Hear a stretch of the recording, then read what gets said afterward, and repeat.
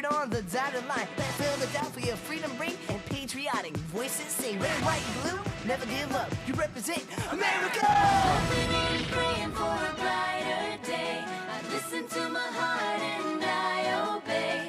How can I see it any other way? I'm looking at life with my own eyes.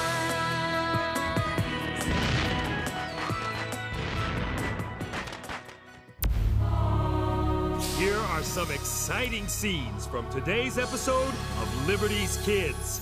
We engaged the Redcoats and their Mohawk allies outside of Newtown just a few days ago.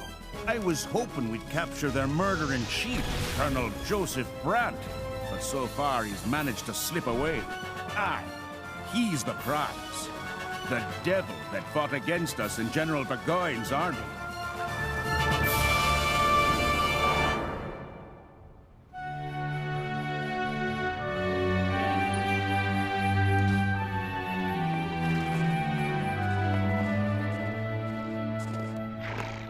Dearest Abigail, I write you from France for what may be the last time.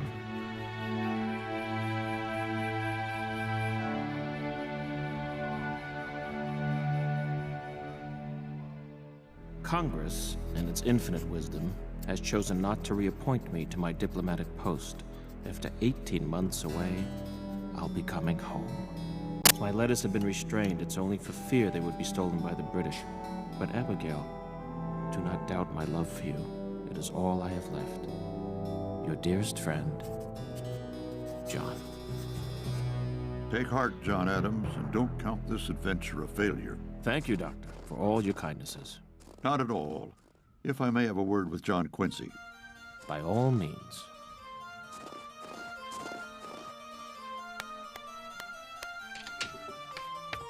John Quincy, one day the state of our new nation will rest upon the shoulders of young lads like you.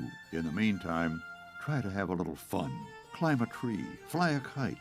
Yes, sir, Dr. Franklin, but I do think I shall be better off learning physics. Of all my accomplishments, the one I'm most proud of, I learned as a boy. Do you know what that is? No, sir.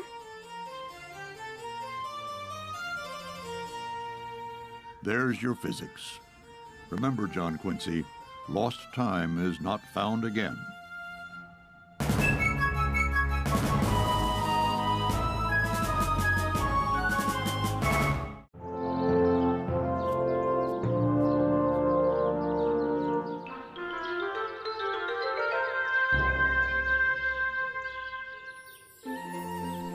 Better check your pie, Sarah.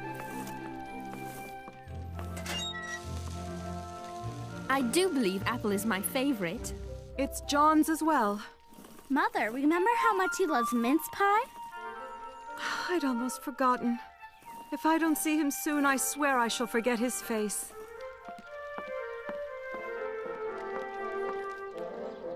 How long has it been since you last heard from him? It seems like months. I don't know how much longer I can carry on without him. Why did he only send me 2 letters in 18 months when I wrote him dozens? Ow! Ow! Henri Lefebvre, that serves you right. Mrs. Adams, look! Abigail! Oh, John! Father! Father! Oh, my boys. Look at my boys. Oh, my dear John Quincy. It's so good to see you. We missed you. Oh, Father, I'm so glad you're home.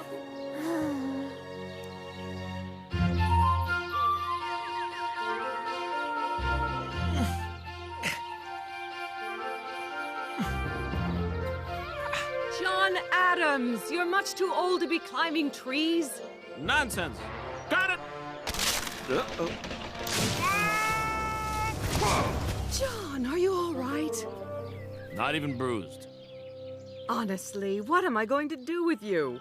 Keep me here, put me to work. At least I know I'll be appreciated. For you, darling. I know it sounds selfish, but I'm tired of sharing you with Congress, Paris, and the Revolution. After all we've been through these last few years, I understand. And Father sent me to the finest école in Paris. That's French for school. Say something else in French. Tell us you like to eat fish. That's easy. J'aime manger le poisson.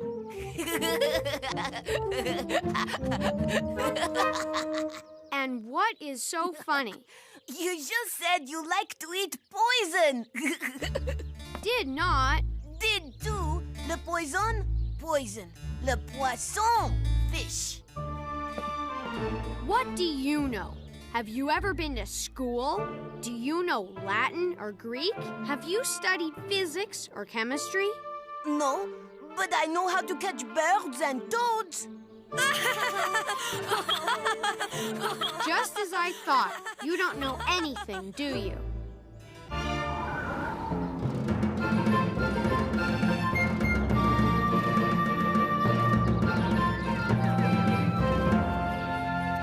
General John Sullivan?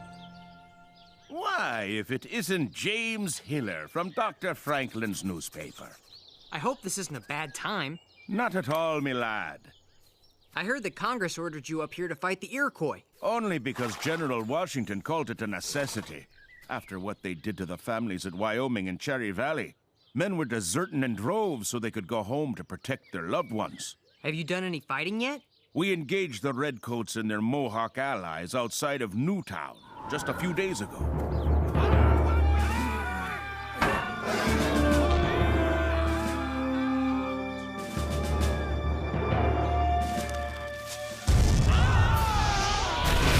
Our cannon sent them running like rabbits. I was hoping we'd capture their murderer-in-chief, Colonel Joseph Brant, but so far he's managed to slip away. Joseph Brant? Aye, he's the prize. The devil that fought against us in General Burgoyne's army. He was there when they massacred all those women and children at Cherry Valley as well. How do you plan on capturing him? I have an army of 4,000 men. We'll find Brant even if it means scorching the earth between here and Canada. Would you mind if I wrote a story about it? Why not? After all, it could make me a national hero.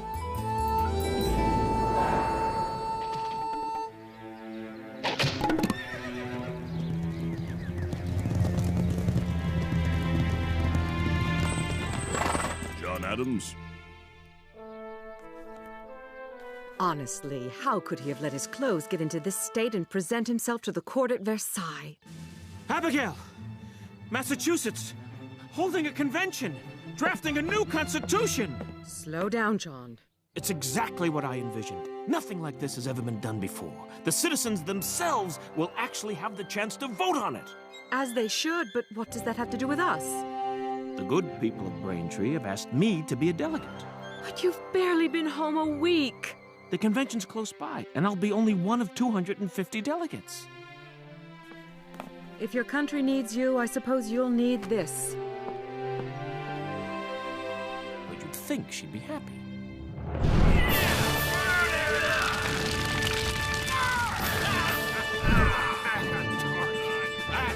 You should see some of their castles. That's what the Iroquois called their villages. Living better than we do.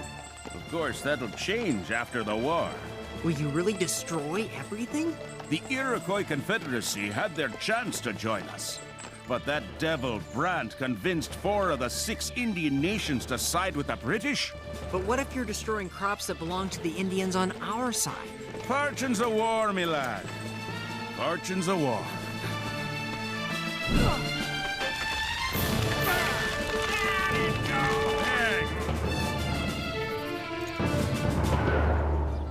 Look at it!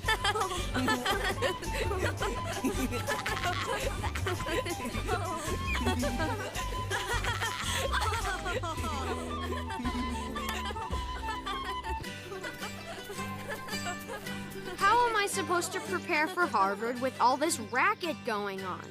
Maybe you'd like to try. Don't be ridiculous.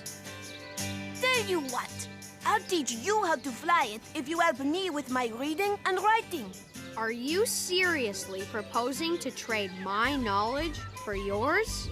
I'll even toss in my own method of catching toads. Unless that's something you're going to learn at Harvard. Oh, I'm sorry I laughed at you. What do you say? Well, I suppose we could try it. Great! Here, What do I do now? have fun!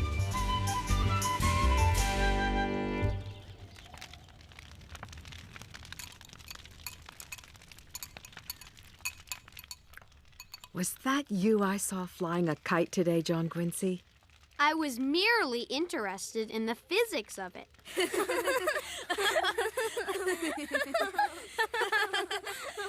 Abigail. Children, I have good news to share. The convention was a shambles until I arrived. Then the delegates formed a committee of 30 men to draft the Constitution. That committee, in turn, chose a subcommittee of 3 men who, naturally, picked me. That's splendid, John. Might we talk outside for a moment? It's nothing. Just continue eating. I thought you'd be pleased at the honor. I am, John, as I've always been pleased at the work you've done for the revolution, but how much longer will this go on? You left me for 18 months. Now that I've gotten you back, I don't want to lose you again. I'll work here at home. Shut away in your office. I understand, John, I really do, but what about the children? Little Thomas barely knows you. Look at me. How could John Adams, leader of the American Revolution, turn down the chance to write a document that may very well serve as a model for a new nation? What about John Adams' father and husband? When do I get that John Adams back?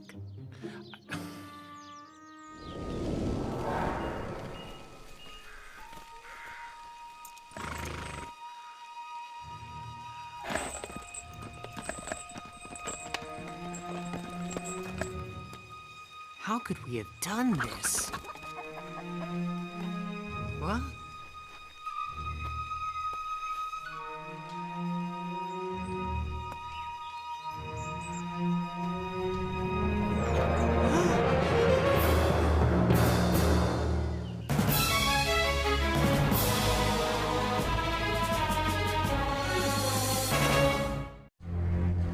What are you doing here? I'm a journalist, writing a story for a newspaper. I am Tayen Danageya of the Mohawk Nation. I had nothing to do with this, I swear. No, just those you write about. General Sullivan's army is only doing this because Chief Joseph Brant and his Mohawks massacred women and children at Cherry Valley. What do you know of that? Come with me, journalist, and soon you will see which side is truly savage.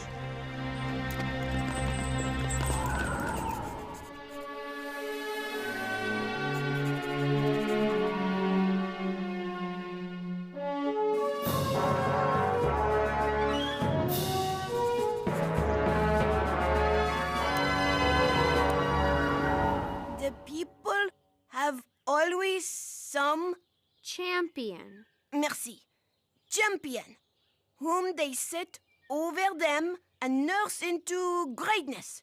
This and no other is the root from which a tyrant springs. Should I keep going? That's quite enough for one day. Now it's my turn. What would you like to do first? Climb a tree or catch a toad? Catching a toad would be quite a dirty business. Let's do that. What do you see here? Trees? A river? Farmland? You see with a white man's eyes. I look, and I see the past.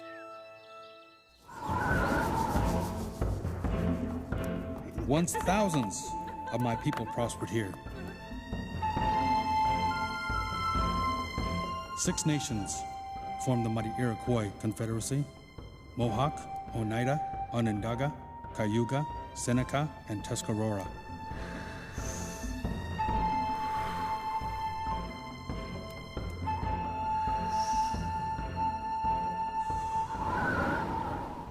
Now, because of the Bostonians, that time is gone forever. The Bostonians? That is my name for John Adams and the other American revolutionaries. The ones who seek to make of this their nation, and who will take this land that was meant for all to share. Have you ever thought of writing about that? But the English are far worse. Are you hungry, journalist? I suppose. I will fill your belly with the tale of the English and Joseph Brant.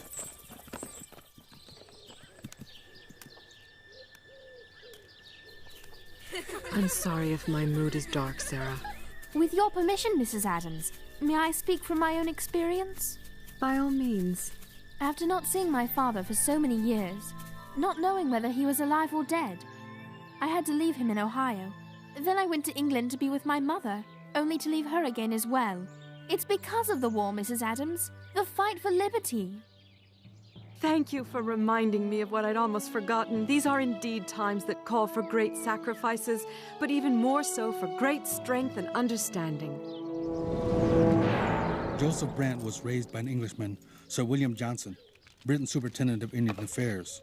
Sir William brought Joseph to Connecticut, saw to his education, even married his sister. Joseph joined the Anglican Church and even translated part of the Bible into the language of our fathers. Have you been to England? No. Joseph Brant, as chief of the Mohawks, sailed there on an English ship. He saw plays by Shakespeare. He even broke bread with King George.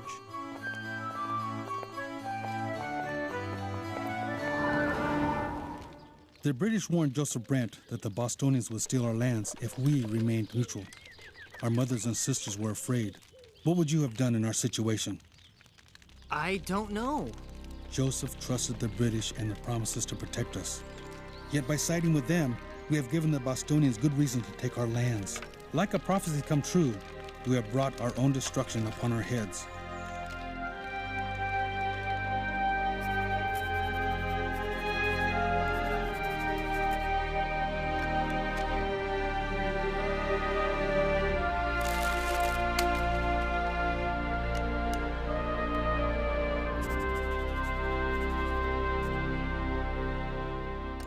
John, will you walk with me?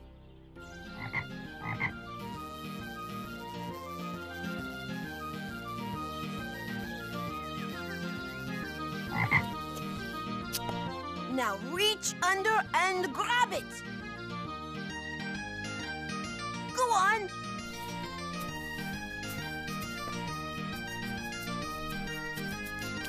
Got it. I dub thee King George. Across this river is the great castle of my people. The nights grow longer and the days colder. Tell me, journalist, what will my people eat this winter? Where will they live? We supplied food for the British soldiers. Who will feed us now? Oh, brave new world that has such people in it. William Shakespeare, the English playwright. Once I thought to translate his words as well. Now there seems no point. You're him. You're Colonel Brant. Why didn't you want me to know? One can only tell the truth when he has seen it with both eyes.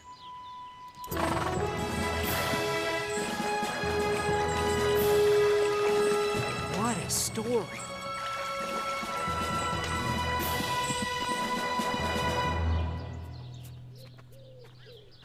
I've written about the form of government and its guarantees, freedom of speech, freedom of the press, and so on, yet something is still missing. If I may. You know how much I value your thoughts. Perhaps you need to include a section that captures not just the form of government, but its hopes and dreams for our people as well. Yes! Yes! But what are those hopes and dreams? Let early education be a source of amusement. You will then be better able to find out the natural bent. I quite agree. Don't you, King George? Of course.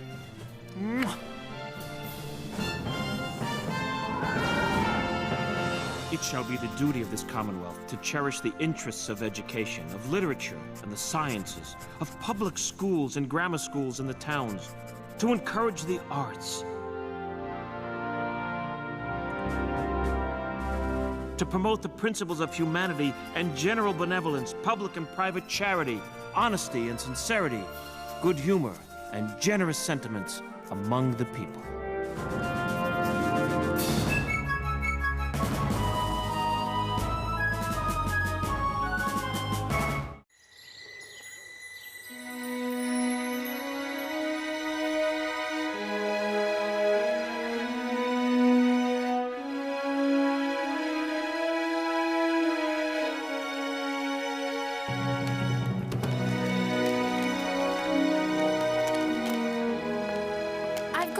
letter from Abigail Adams.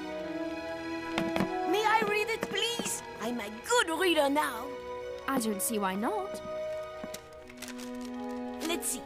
My dear Sarah, I trust this letter finds you safe and well at Dr. Franklin's in Philadelphia. Very good, Henri. The children all miss you and Henri very much. They miss me. The constant... Here, you can read this part. The Constitutional Convention unanimously ratified John's document, and the people of Massachusetts will soon vote to accept or reject it. As I write this, I must tell you how empty the House feels now. Congress wrote to John asking him to return to France to negotiate a peace treaty with Great Britain. Without so much as a word to me first, he accepted. Charles is old enough to go with him now. John Quincy, however, wanted to stay here with me. I told him these are times in which a genius would wish to live. It is a time when great character is formed. Thank you, Sarah, for helping me remember that great necessities call out great virtues. All will be well.